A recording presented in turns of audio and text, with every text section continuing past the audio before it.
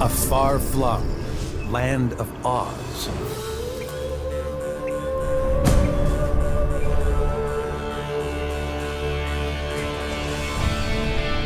Where nature doesn't bother being subtle.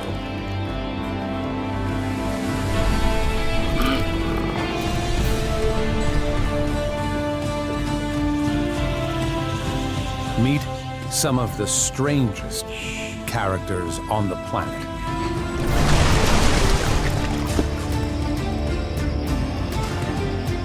In magical, startling, wild Australia.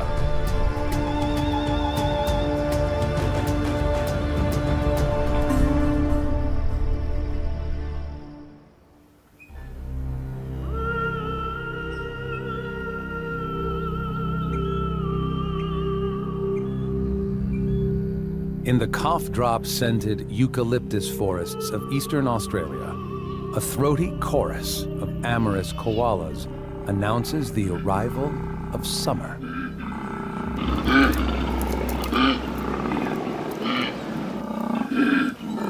This guy won't settle for a hug.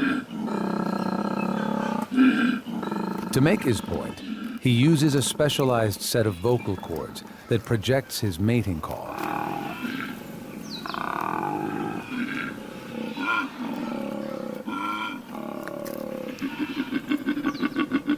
The strength of his roar signals his size. Even though he's only about as big as a large raccoon, his deep bellow rivals an elephant's. It woos the females and freaks out rivals. Sure, he looks cuddly, but during the annual breeding season, he turns into an aggressive, sexy beast. Viewer discretion advised.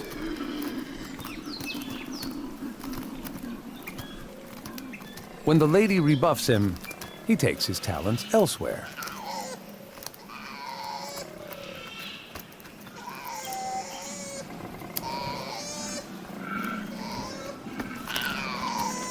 Only about a third of male koalas get lucky.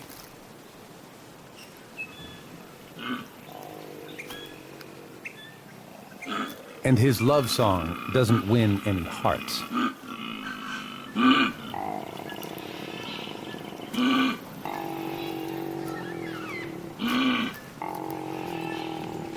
He does, however, attract a rival.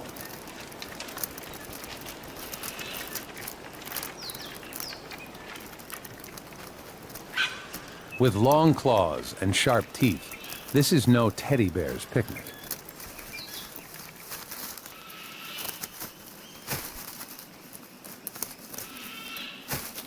They'll settle their differences on the field of honor.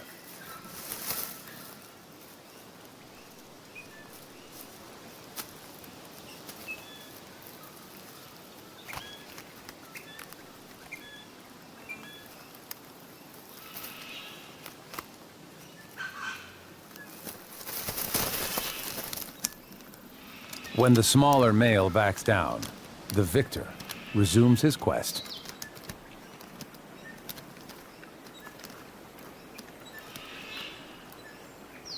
Hurrying back into the tree, where he's safe from dingoes and other predators.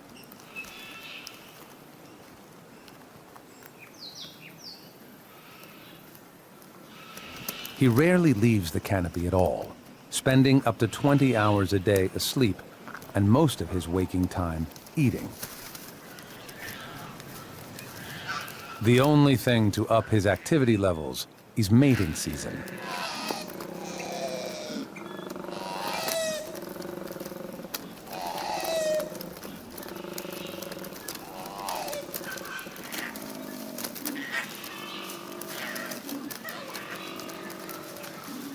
This time, he doesn't even get to first base.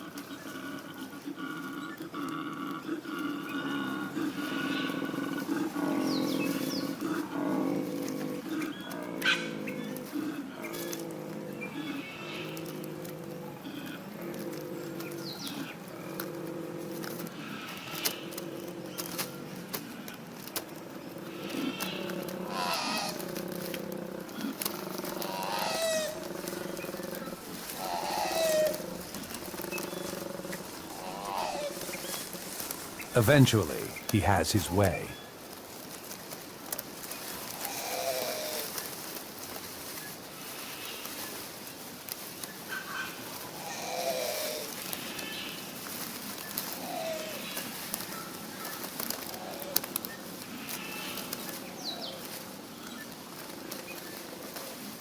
And she scrambles up to the thinnest branches, where he and his weight can't follow.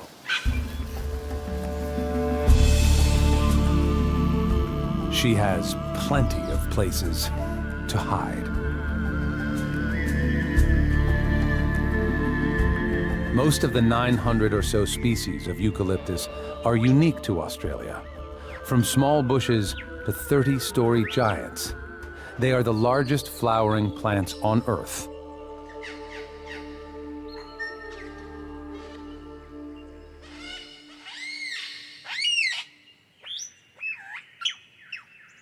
In their shadow, a master singer rehearses.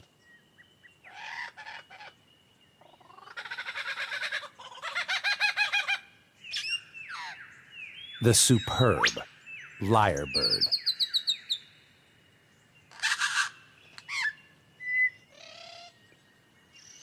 He shamelessly rips off everyone else's calls, or any sounds he hears, including human speech and chainsaws.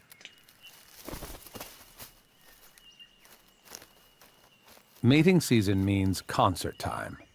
He'll spend half the day belting out medleys of original and sampled sounds.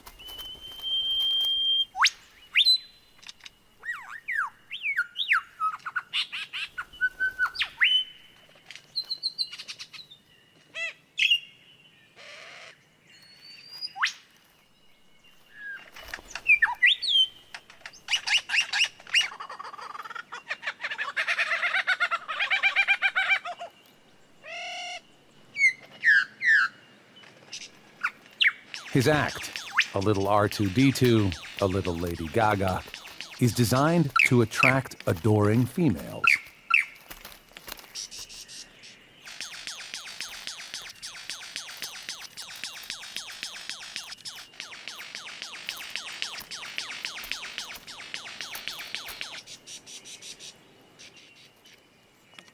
The hen's more practical plumage won't draw attention to her nest.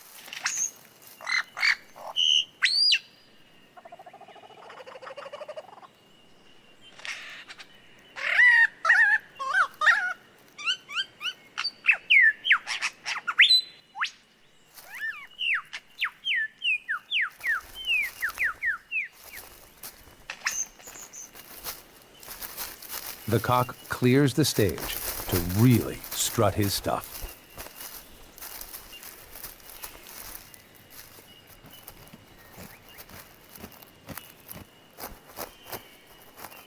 He's pheasant-sized, one of the world's largest songbirds. To show off his huge plumes, he constructs a 90-centimeter stage.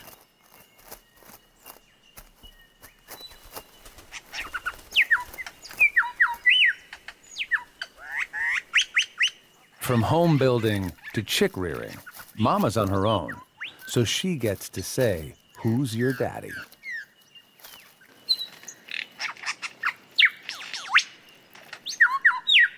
With the lyrebird, it's the male who wears the bridal veil.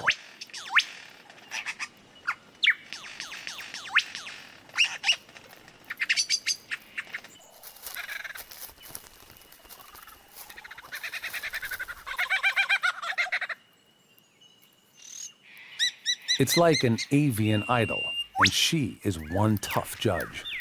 Only the most talented will make the cut.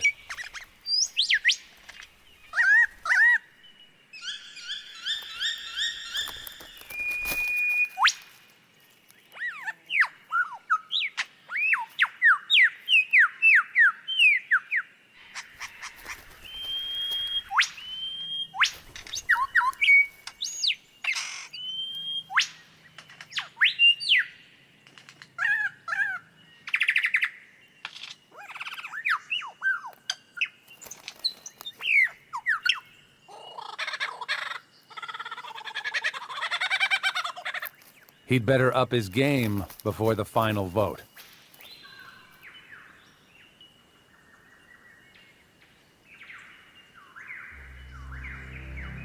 The lush rainforests of eastern Australia lie beneath the continent's tallest peaks, the mountains of the Great Dividing Range, where its peaks have been dubbed the Australian Alps. They reach more than 1.5 kilometers high.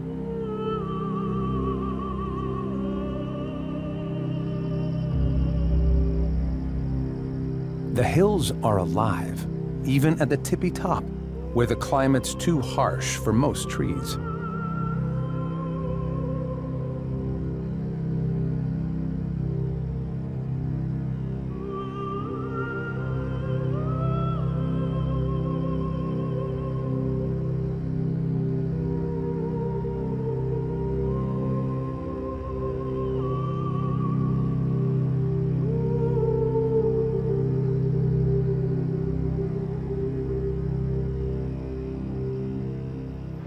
For high-altitude specialists, like the mountain-spotted grasshopper, a little sun goes a long way.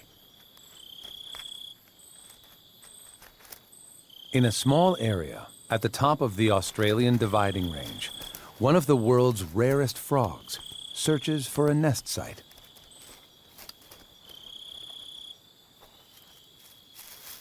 His competition? Maybe 4 other fellows. The only male southern corroboree frogs thought left in the wild. He's not entirely helpless. If his black and yellow warning stripes don't scare off predators, his bitter and toxic skin might. But his biggest enemy is a fungal infection that's knocked the frog's numbers down to as few as 50. A breeding and resettlement program offers some hope. By looking for a good nest site, this fellow might help turn things around.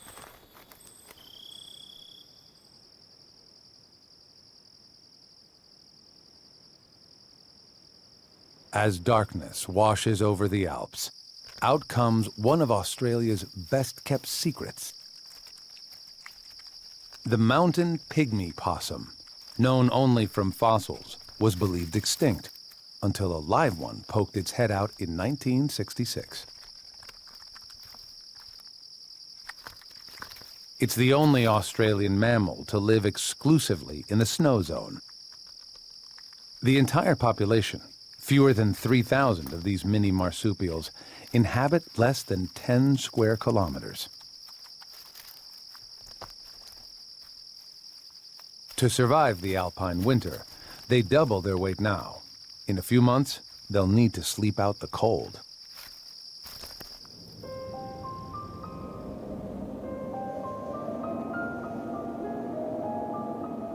His body temperature may drop from 36 Celsius to just above freezing for as long as 7 months.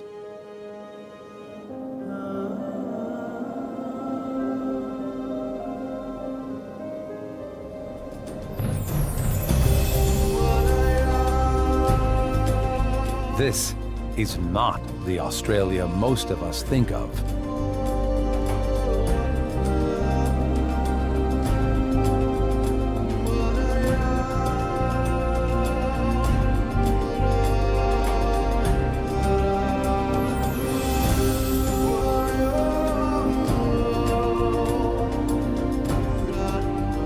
Even the widespread eucalyptus is challenged up here.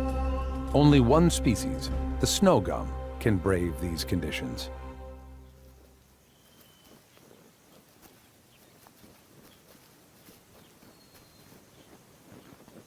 The adolescent wombat could use a set of snowshoes.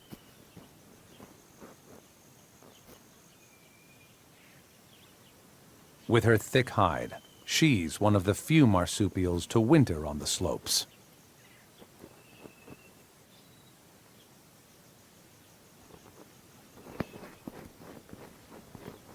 Waddling between the patches of plants for a nibble in the late afternoon sun, she eats grasses, sedges, moss, and shrubs, but has a low metabolism, so can get by on poor grazing.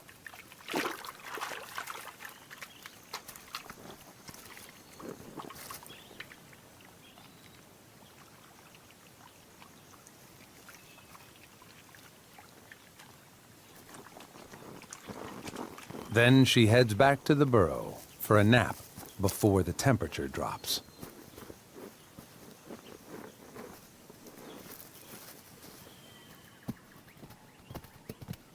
This mob of eastern gray kangaroo lives lower but leaps higher, finding easy grazing below the snow line.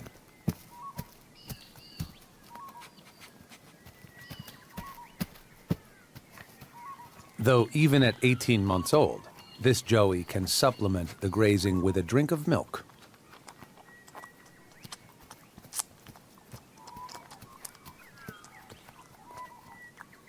Group living makes it easier to spot predators. Most of the time.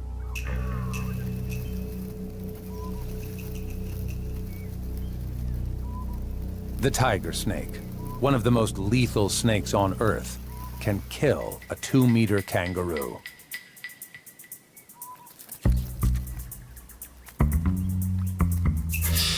Its blood and nerve-destroying venom was once the top cause of human snakebite death in Australia. He strikes a pose.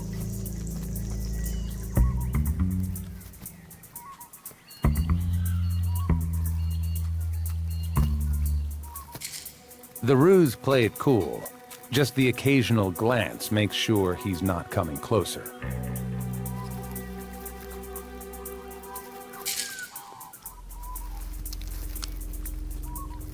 The snake makes its move. Kangaroos are too big anyway.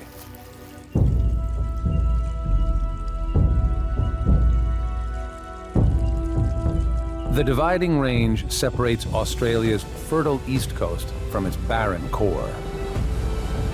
It shapes the weather and creates some evolutionary extremes.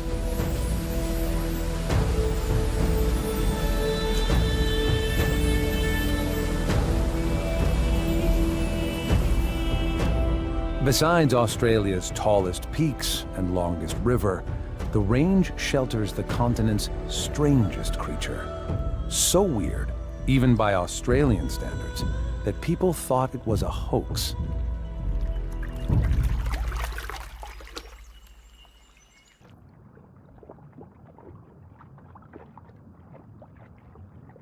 With the bill of a duck, the tail of a beaver, the pelt of an otter, and poison-tipped feet, it could only be a duck-billed platypus.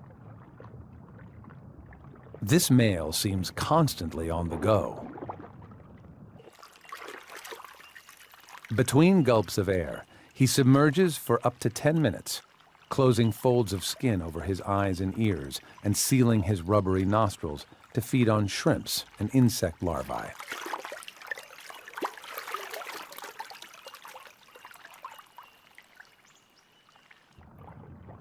He hunts like a shark, using electroreceptors on his bill to home in on the faint electrical pulse of his live prey. How he navigates around rocks with his eyes closed is anyone's guess. Weirder still, the platypus is one of only 2 types of egg-laying mammals, or monotremes. When the first specimen was brought to Europe, skeptics thought it was parts of different animals glued together.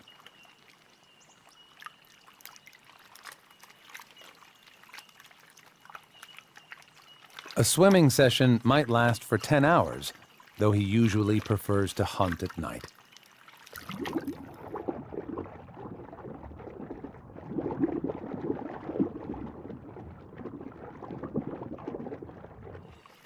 He'll use venomous spurs on the insides of his back legs. The venom's powerful enough to lay up a human for weeks. He lounges on the bank, oblivious to the menacing moves of a master meat-eater.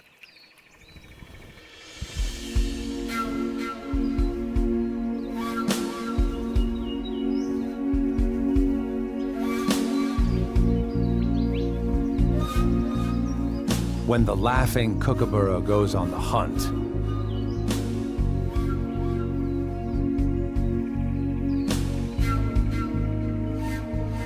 it's no laughing matter.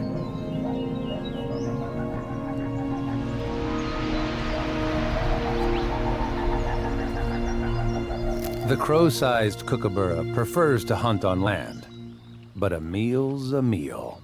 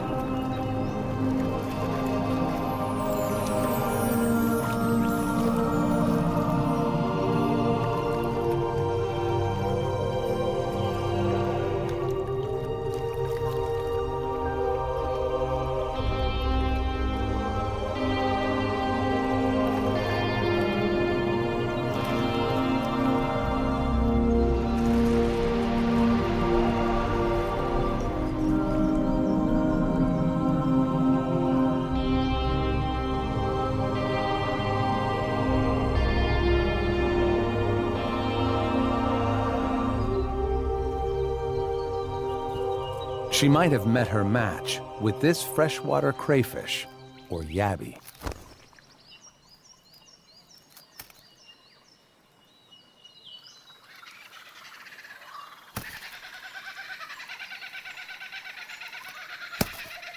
Disarmed and delicious.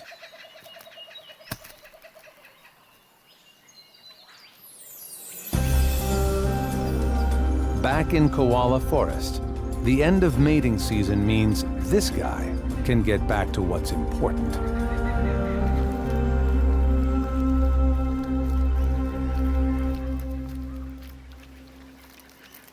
So-called koala bears aren't bears at all, but marsupials, like kangaroos. While some bears eat everything from moss to moose, the koala's a eucalyptarian, eating just 40 of about 900 species of eucalyptus plants.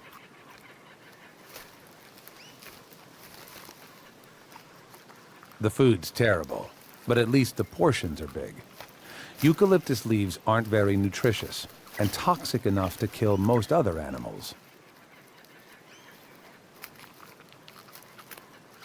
To deal with it, his molars grind the leaves to a pulp. The liver detoxifies it before a pouch in his intestines squeezes out the last bit of goodness.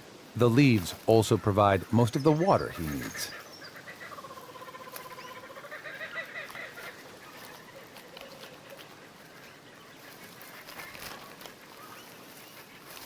His clown nose has the serious job of helping him avoid older, more toxic leaves.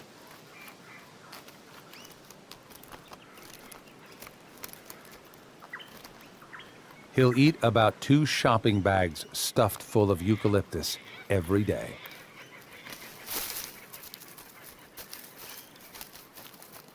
Once he's stripped away all the good leaves, it's time to change trees. He's at his most vulnerable on the ground, but there's a perk, if you can call it that.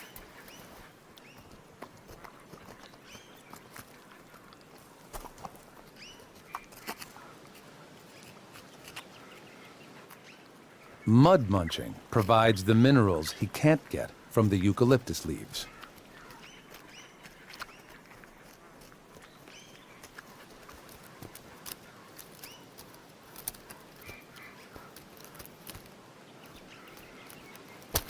He's stronger and more agile than he looks, with the koala equivalent of 2 grasping thumbs per front paw.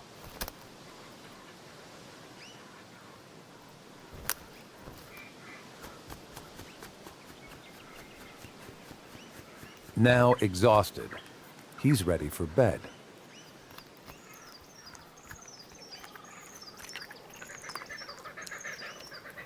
He grooms his fur with his teeth, but his 2 fused toes also make a good comb, ideal for removing ticks.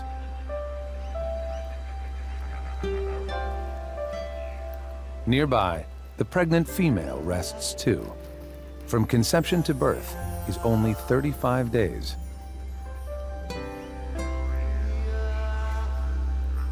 They may sleep 20 hours a day. That's what comes of living on junk food. Lounging about not only saves energy, but gives their bodies a chance to digest that tricky eucalyptus.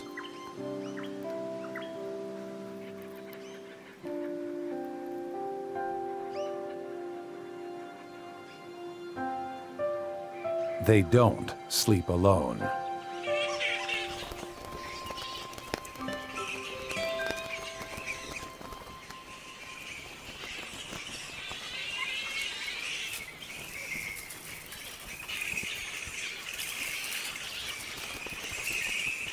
When a colony of bats settles in, it looks like a tree full of broken umbrellas. These gray-headed flying foxes are yet another peculiar mammal to colonize Australia.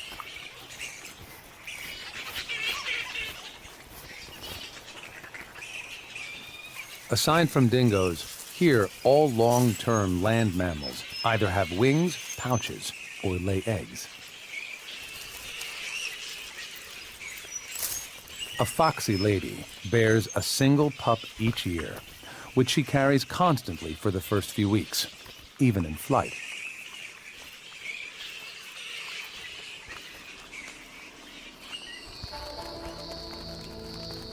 At dusk, the flying foxes fly up to 50 kilometers to feast on the nectar and pollen of flowering eucalyptus.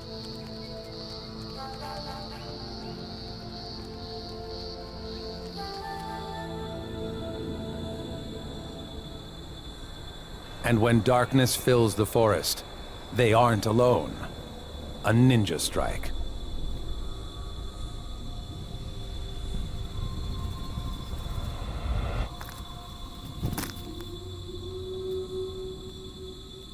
It's amazing the lengths this tiny possum will go for a sweet treat. With one leap, the sugar glider can coast across half a football field.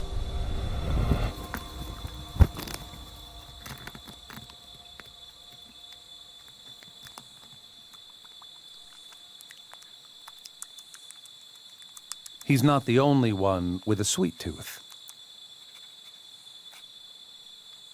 They come in all sizes to get their licks in. The largest flying mammal crowds out one of the world's smallest gliding ones. The feathertail, or pygmy glider, is only about the length of a piece of chewing gum.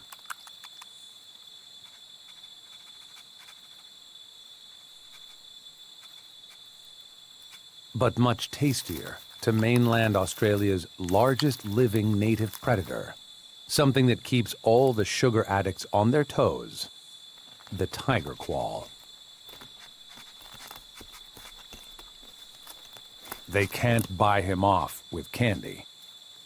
The quoll, about the size of a house cat, can kill a small wallaby. This one brazenly invites himself to dinner, a breach of quoll etiquette. But she doesn't kick him out. Female quolls never get along and tolerate males only at breeding time.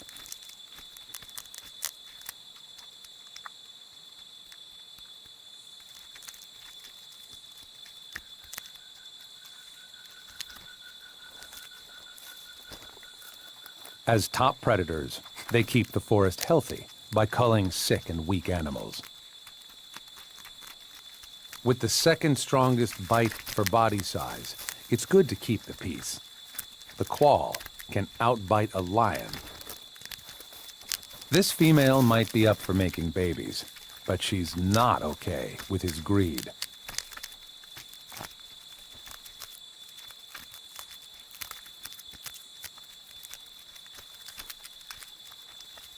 High above, a squirrel-sized yellow-bellied glider taps the sap of a eucalyptus tree.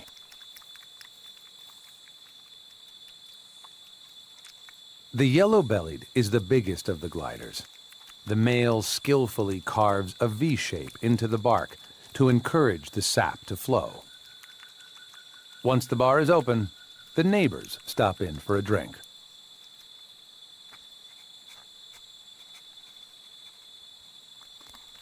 Pygmy and sugar gliders are quick to exploit the work of the yellow-bellied's bigger jaws.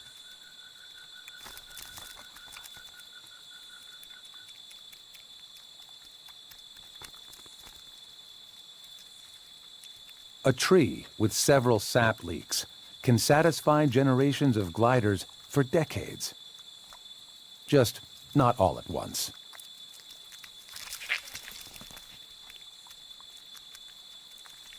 It seems size pulls rank. The sugar glider is going to have to wait his turn. For this little fella, it could be a long night.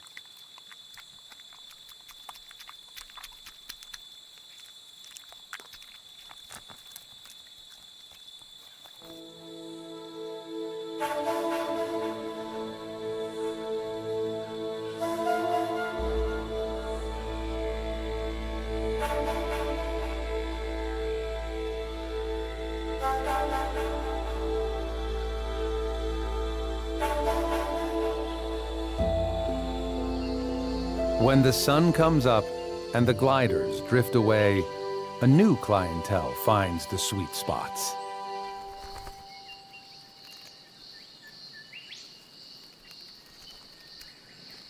Birds such as honeyeaters have long curved bills to probe the bark. Butterflies uncurl their long tongues to feed. And the rainbow lorikeet combines its powerful bark-splitting beak with a prehensile feather-shaped tongue to lap up the juices. But life in the eucalypt forest isn't all sweetness and sap. Australia has more than its share of lethal predators. This deadly trap is about to spring.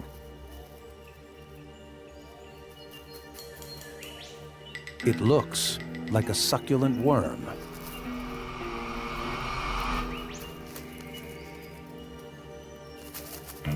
It's really a lure.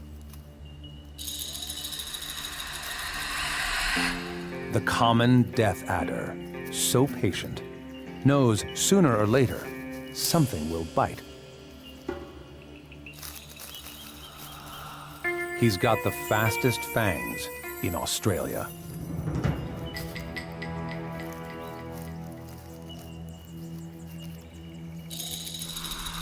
His neurotoxins can paralyze.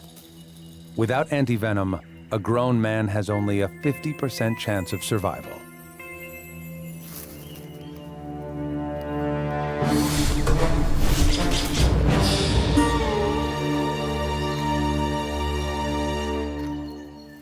The gecko never saw it coming.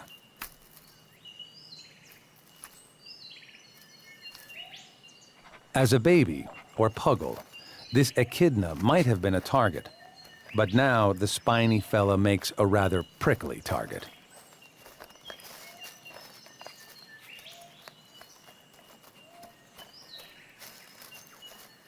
Today, he's on a mission to nail 200 grams of termites, larvae, and eggs in 10 minutes. He's not called tachyglossus, or quick tongue, for nothing. Part porcupine, part anteater, he rips into tough termite mounds to probe with his stiff 8-centimeter snout.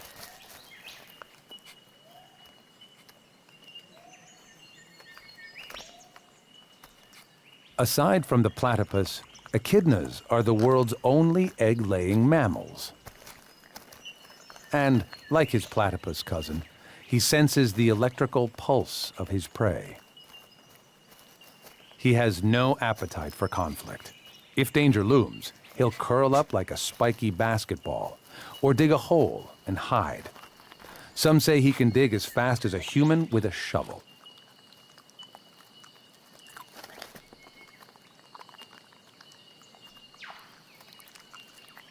That sticky 18-centimeter tongue stretches half the length of his body and can even do a U-turn to probe the insect's tunnels.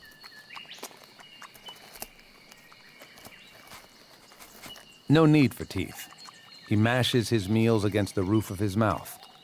The huge amount of dirt he sucks probably helps to grind his food.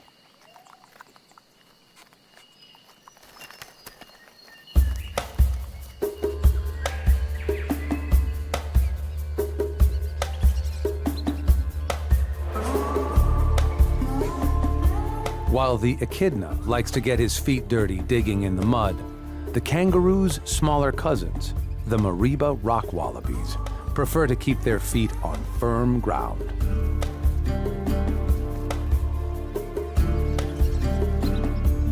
Like the kangaroo mob, they find safety in numbers.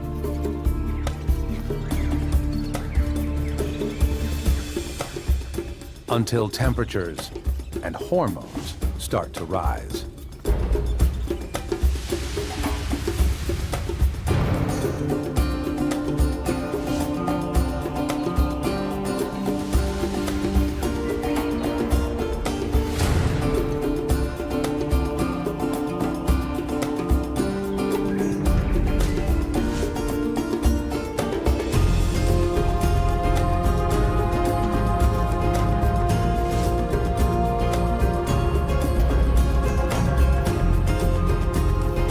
With the skill of kung fu masters, rock wallabies fight over food and territory. A wallaby is no kangaroo wannabe. Shorter legs and pear-shaped bodies make them ideally suited for life here on the rocks.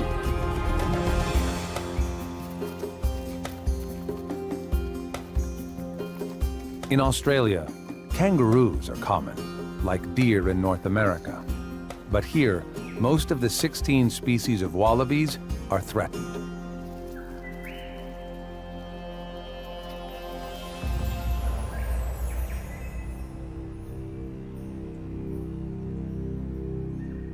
Below their rocky home, vast eucalyptus forests form the Australian bush.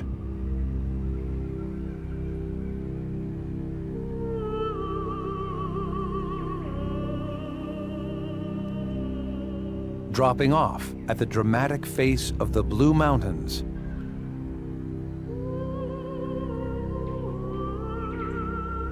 and stretching far beyond.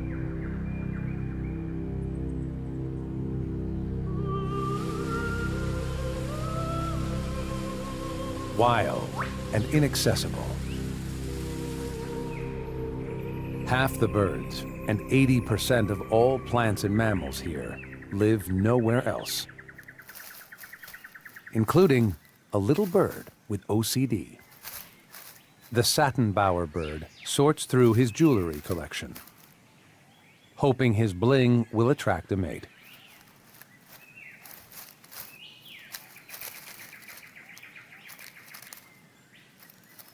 Day in, day out, the bird builds his love nest. The devil's in the detail. Only perfection will win her heart. Construction complete, he paints the interior with a mixture of charcoal, crushed bark and leaves, and spit. Good taste never goes out of style.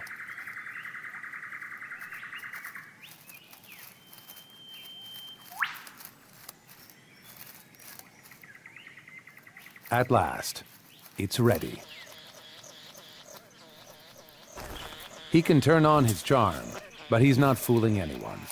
She knows he'll leave her right after they mate, so she's making him work hard for it now.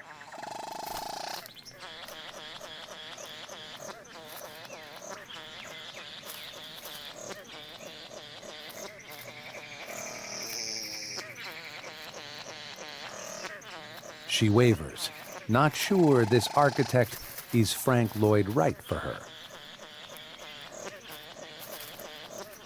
Then, foul play.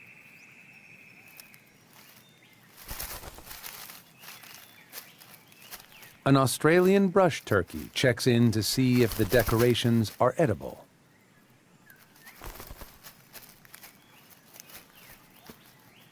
He can cope with turkey troubles, but the moment he heads off for a snack, a rival pounces and starts vandalizing the bower.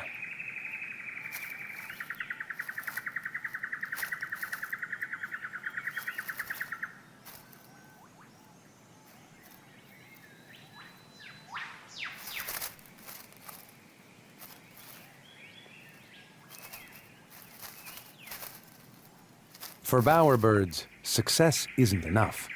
Others must fail. Destroying a rival's love nest is a blatant act of emasculation.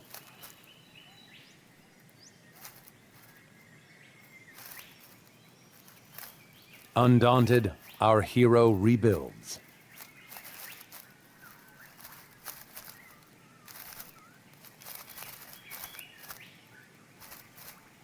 The bower's strictly a showcase, a phallic symbol designed to impress the ladies. It has nothing to do with nesting or breeding.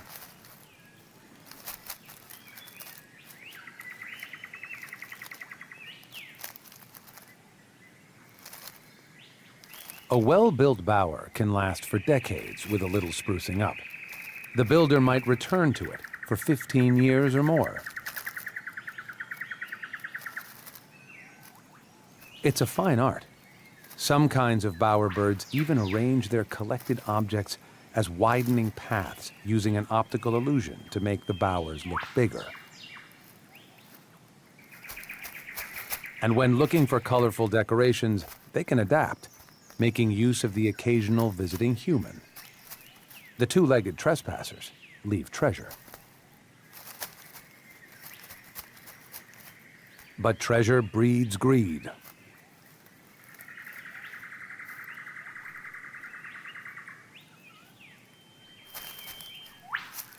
A cousin, the regent bowerbird, pulls a heist.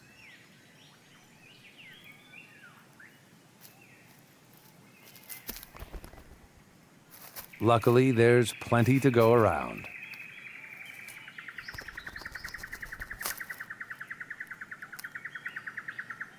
He gives it another shot.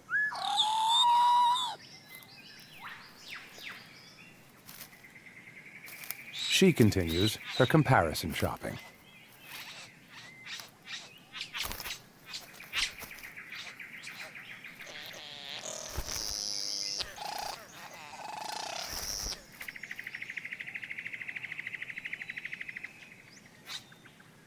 To impress her, he whips out his favorite possession. Time for a seductive spoon dance.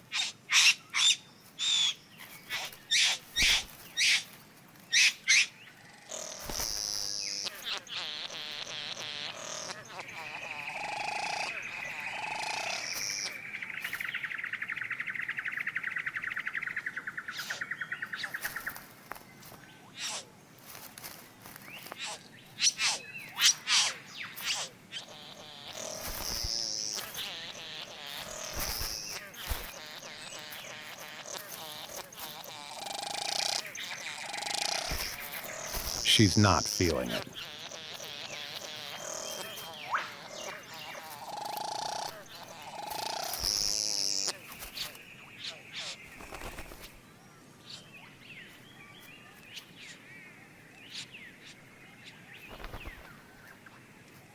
Back to the drawing board.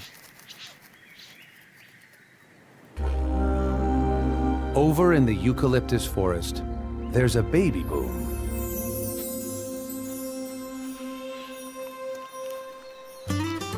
Mama Koala has only one joey a year and invests all limited energy to keep him alive. Dad's no longer in the picture.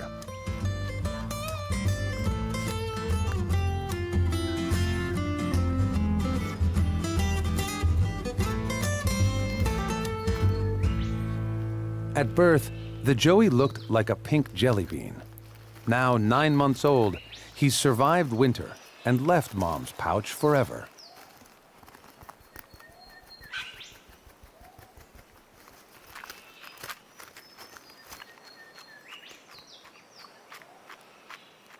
If he's lucky, this young male will live about 20 years if he can avoid attacks by wild dogs, collisions with cars, and the destruction of his forest home. But even if he manages to stay safely tucked in his tree, he's not out of harm's reach.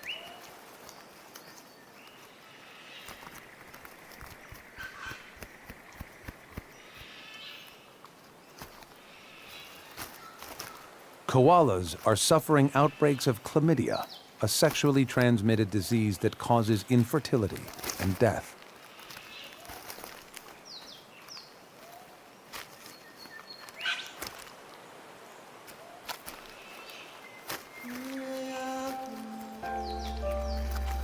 But for now, he and his mother are doing well. Over the next few months, Mom will teach him which leaves to avoid and how to eat dirt.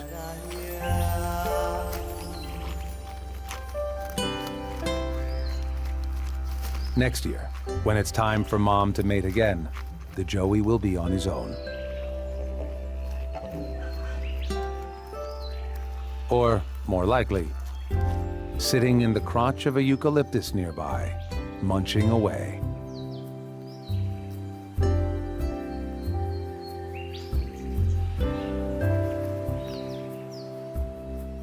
It's what koalas do best, and that's not very much at all.